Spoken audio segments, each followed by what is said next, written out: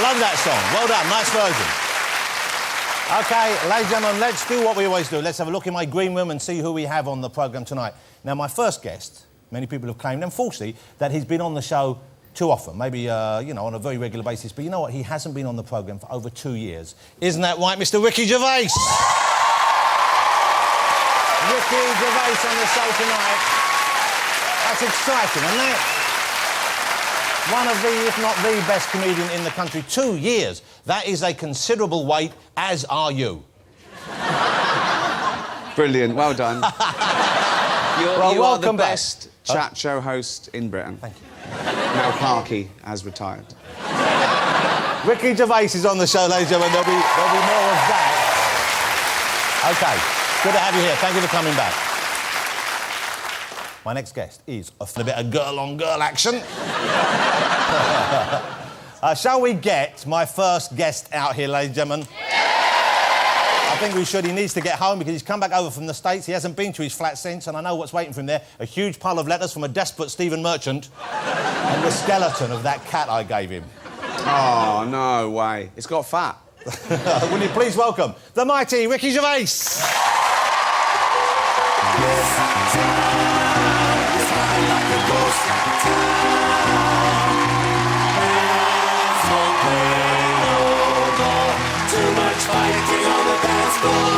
Very good. The film, you see. Ricky Gervais, ladies and gentlemen. Right, let's get this out of the way first. You don't live in America now, do you? You haven't moved to the States? Because I keep reading stuff in the papers where people intimate that. No, I've got a place there, but I go there for the work, and I love particularly New York, where we've got the place. But no, I live in England. I live in London. Now, here's the thing. I'm quite proud of you, really, because most people, when they go out and they try and crack America, they start looking after themselves. You know what I mean? They start. They start working out. You know what I mean? They get a tan, and you haven't. You've, if anything, let yourself go even more. I genuinely respect that. Well, I can now afford to eat in Gordon Ramsay's restaurants. All right, OK. What would be your weakness? Because you obviously love your food, right? As do I. Okay. Yeah. What would be... You're a bit porky. Yeah. You hold it better than me, but he holds it lovely. No.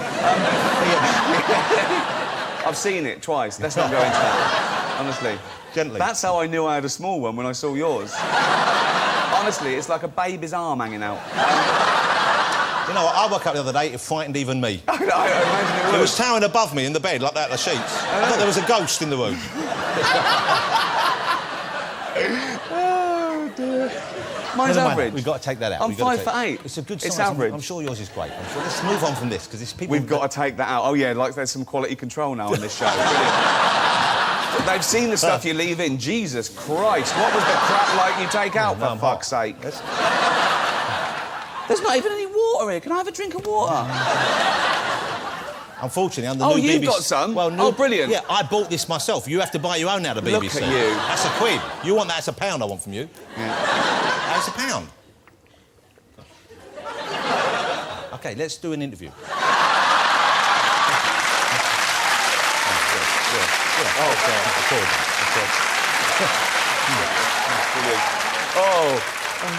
Oh, he's like Oscar Wilde, how he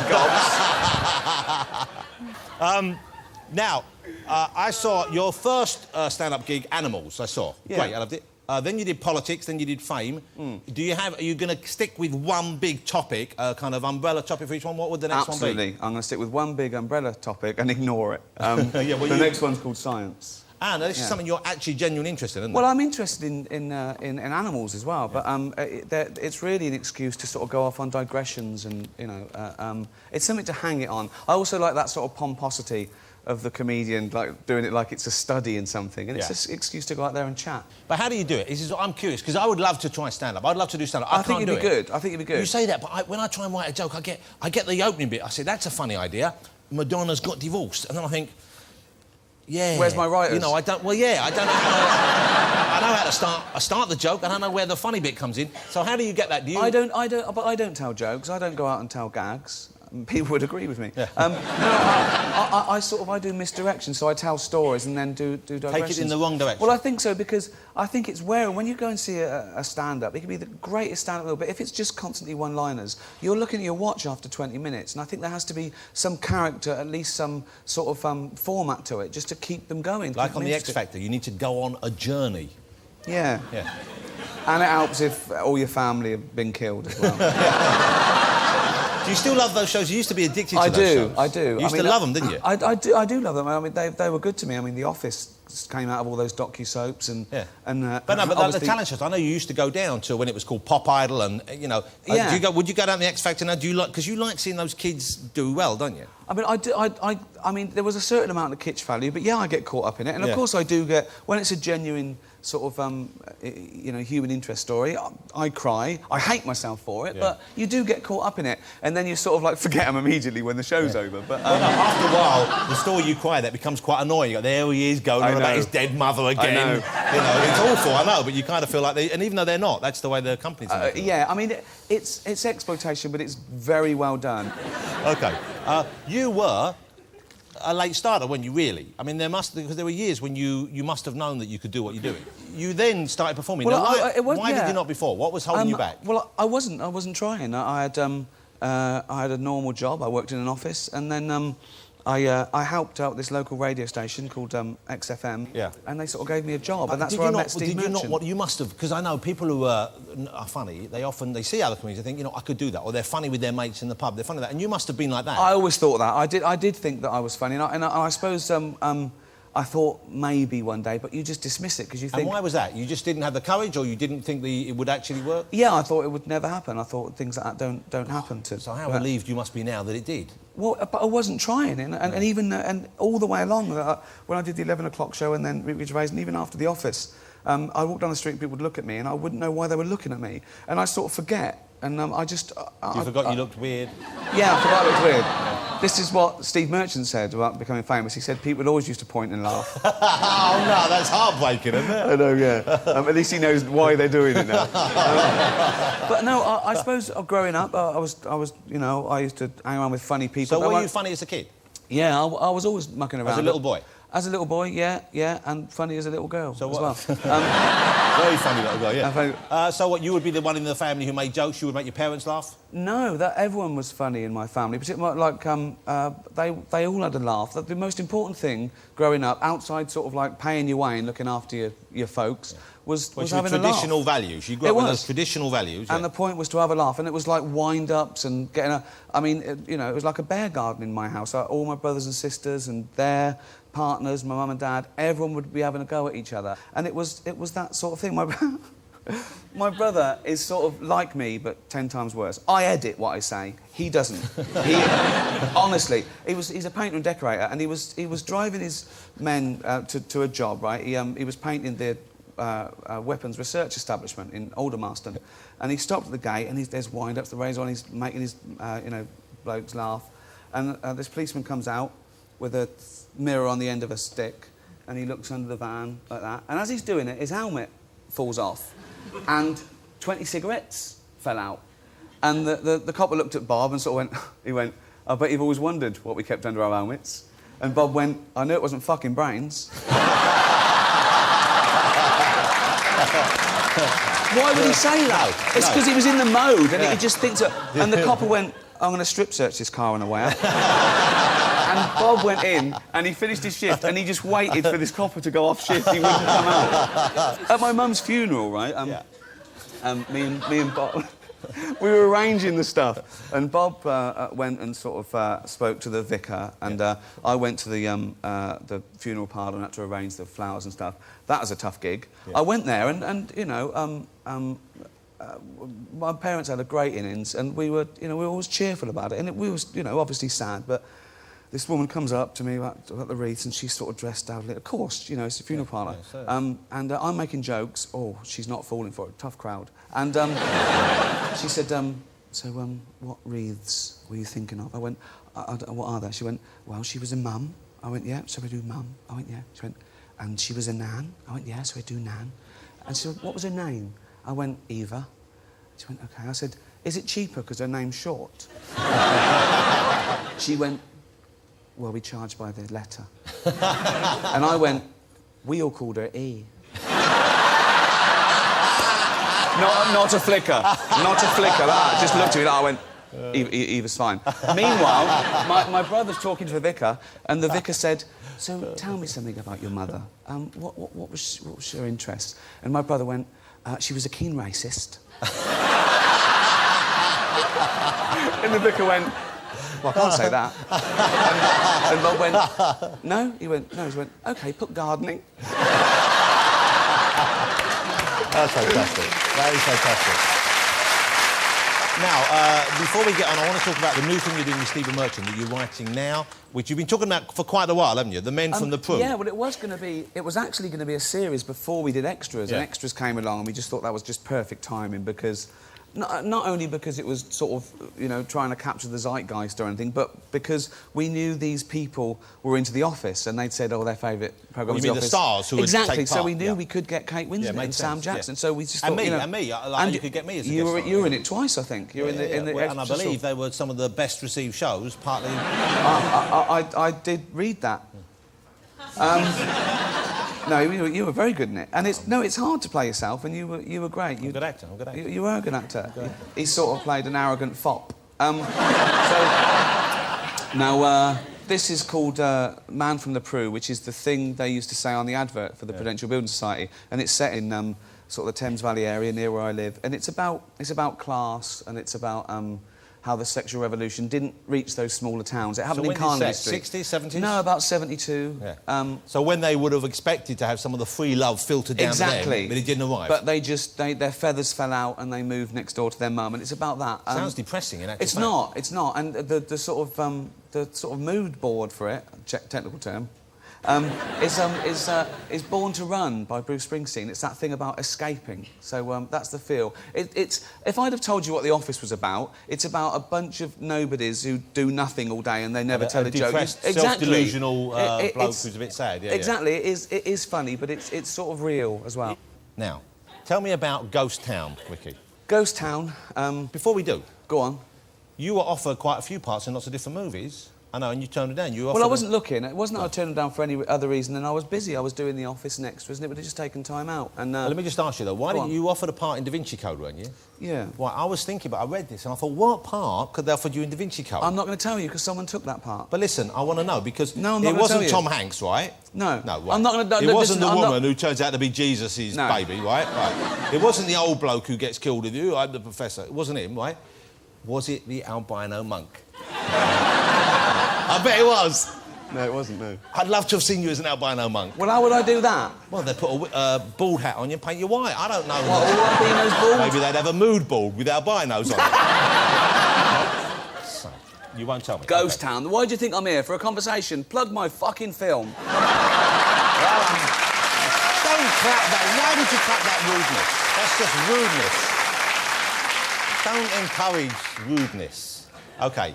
Tell me about Ghost Town, then. So you turned down the part of the albino in... to play someone in Ghost Town. I probably sort of got sent about 100 different scripts, and I turned them down for various reasons, but I read Ghost Town, and it was the best script I'd read in 5 years. Let's have a look at the clip. This is a clip... I chose this clip because this was the scene that my son loved the most. This is Ricky Gervais with a very large dog in Ghost Town. When did you get your horse? A couple of months ago. I found him at this shelter on Long Island. They were going to put him down. Then they lost their nerve, did they? Ooh. The smell?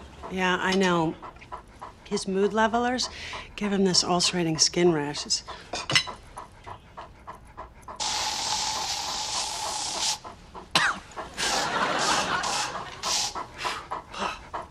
Oh, are you okay? A very sensitive gag reflex. Oh, dear. And the mixture of that and that... Are you all right? Do you want to... Oh, sorry. You know what? I think he needs to go out. Do you want to maybe walk him now, or we could finish up and... Now's good, yeah. Get some air with some oxygen in it. Thank you. Ricky Gervais in Ghost Town. Very funny. And I don't know the name of the dog, but that's the lovely Taya Leone you're starring with there. It's the biggest dog I'd ever seen. Not Taya Leone. It was absolutely huge. That's a great shot there. Look at that. You should have that as your publicity. Yeah. Oh, like Eddie Large. Oh. I have a bone to pick with you. Because you were involved in the early stages of the film, you could have changed stuff about your character if you wanted to, couldn't you? Well, why did you make your character... Because we give this away, it's not a big plot point to give away, so part of the film was something happens to Ricky's character and he sees dead people, don't you? Yes. We can give that away. It's a kind of fantasy and it's a romantic fantasy. Yeah, I go in for a routine operation, an embarrassing one, but I die for a few minutes and I come back and I can see ghosts. Now, you can see what Ricky's wearing there. That isn't the first half of an albino suit he's wearing there. He's got that on because he plays a dentist in it. Now, you know what Americans are like about teeth, ladies and gentlemen. They're obsessive about teeth. I think that's and I'll be honest with you, I don't think anyone in New York would go and see a dentist with teeth that are as bad as yours. And I don't mean that unkindly. Why didn't you make him How can an that optician? not be unkind? How can that not be unkind? Well, look at them. Look at them. You've got fangs, man. Right, OK, I have got fangs. So's the dog. Yeah. But no one's having a go at that. Yeah, because he's not playing a dentist. No, it's true. That would be weird. Only Scooby-Doo could be a dentist. Why haven't you had them done? You could get them done. You must get them done if you want to be a star in America, No, surely. you don't. What? No. Yes, you do. No. Yes, you do. I can play vampires. You know, I'm quite a good tennis player, right? Now, I play tennis. I play tennis with various people. I play tennis with my dentist, Victor. And every time I play tennis with him, if I mention I'm seeing you or I'm doing something to do with you or I'm seeing a movie you're in or something like that, he goes, can you have a word with him about his teeth? Those teeth, I could fix those teeth like that. I could get them done quickly. What would he do to them? Well, I've got him here. I brought him in to meet you. Victor, will you come in? This is Victor, my dentist, old gentleman. Come round the front here, Vic. Come round the front here. Come round here. This is Victor. Don't worry. He doesn't dress like a mafia boss when he's doing your teeth. Victor. Now, this is Ricky. Tell me what you've told me about those teeth of his. How could you fix them? Well, first thing, open wide. Don't worry, he has trouble keeping his mouth shut anyway, so that's... That's interesting. What I could do is I could just shave a little bit off of those canines. I could put you in a wig, but it doesn't mean you want to do it. Well, he doesn't need help. He's a fine gentleman man. You need help. He's here to help you. We're all here to help you. Accept the help. What you mean is you'd make me conform to the stereotype of what good, healthy teeth is. He would look a lot better, wouldn't he? And the fee would be you don't make any more films. That's it, Joe. I didn't tell him that. Why did you tell him? Why did you blame it on me? Poor Victor. What have you made this poor man go through to do this, to try and ridicule a friend? How much do you charge? Actually, with the credit crunch, it's needed. Don't give him a sob story. No, you see me going for 2 years. Really? I'll tell you what. Fuck off. Thank you very much. Victor, ladies and gentlemen. Victor. Look at that. He gets a big round of applause from me. Want to go see? Is that your dentist, is it? Yeah. Now you've got free work, haven't you? Now you've, like, given an advert. No. Yeah. Right. You don't need it, do you? No. Work on the nose first. I am turning it to a cross between Bill Clinton and Jimmy Durante. That's a hell of a cultural reference to anyone under 68. All right, ladies and gentlemen, I think you'll agree he's a fabulous guest. The movie Ghost Town is out next Friday. It's Mr. Ricky Gervais, ladies and gentlemen.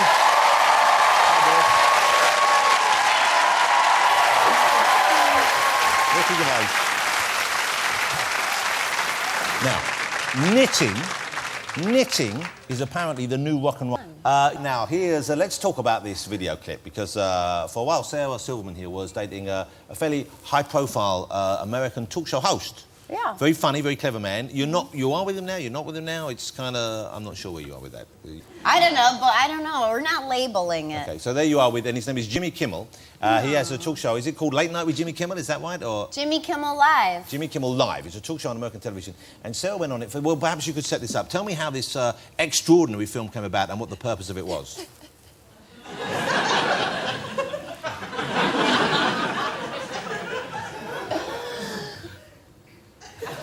What? So you're working through the issues now that you have in the relationship? It's not... Oh, Okay, so Yeah. you mean this video? Yeah. I made it for his birthday as a surprise. It was a total surprise. And, well, then the strike happened, and so we never aired it for a while. So this was the writer's strike in America. So all these shows were off air for a while. Okay. And then when it came back on, we go, oh, we'll show this thing. And then it became like everybody Well, it's loved a huge... it. On the internet, it's about... it's had like 2.5 million people who looked at it, and I'm sure more than that even have seen it. This is... So bear in mind, this is Mr. Kimmel's birthday. He had no idea... He had no idea, genuinely? He had no idea. And actually, before it, we were brushing our teeth before the show, and I go, lower your expectations. Because everybody all day had been saying, like, you're going to love this. And I was worried because he's, you know, not easy to impress. I just said, lower your expectations. It's a funny video. And so when he watched it, he was really, he loved it. Okay, this is Sarah Silverman performing something that she did specially for her boyfriend, well, then her ex-boyfriend's birthday. Jesus Christ. On his talk show in the States before she left him. Anyway, I've been thinking about you a lot. And I've been needing to tell you something. I don't know why I haven't, but it's important. I mean, we've been together for so long, over 5 years, and I still haven't told you, and it's just not right. So, here it goes. I'm Matt Damon. She's Matt Damon. I'm sorry, but it's true. I'm Matt Damon. She's Matt Damon. I'm not imagining it's you. I'm Matt Damon. On the bed, on the floor, on a towel by the door, in the tub, in the car, up against the minibar. I'm Matt Damon. She's Matt Damon. While you're drinking Diet Apples, I said I'm Matt Damon. She said she's Matt Damon. Hey, Kimmel, how do you like them apples? Get it? Is that because I'm like talking about her breasts?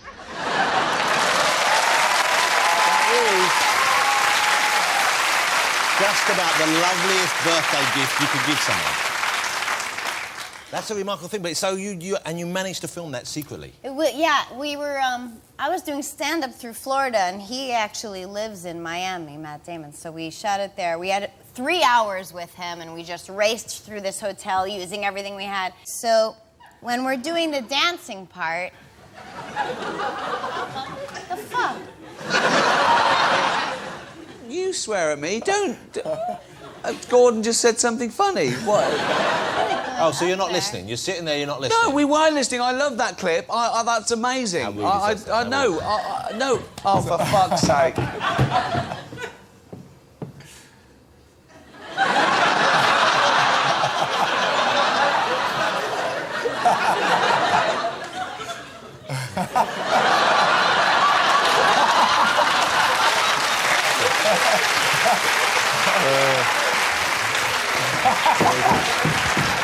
Oh my God. Oh, those are your tits. Okay.